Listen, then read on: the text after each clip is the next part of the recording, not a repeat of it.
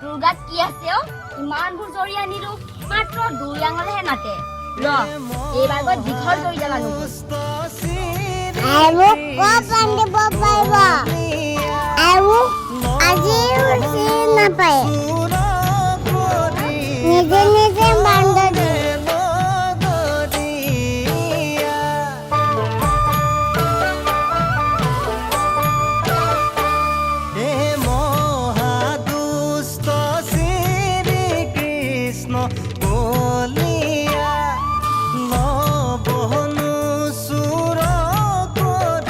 ঐ দুষ্ট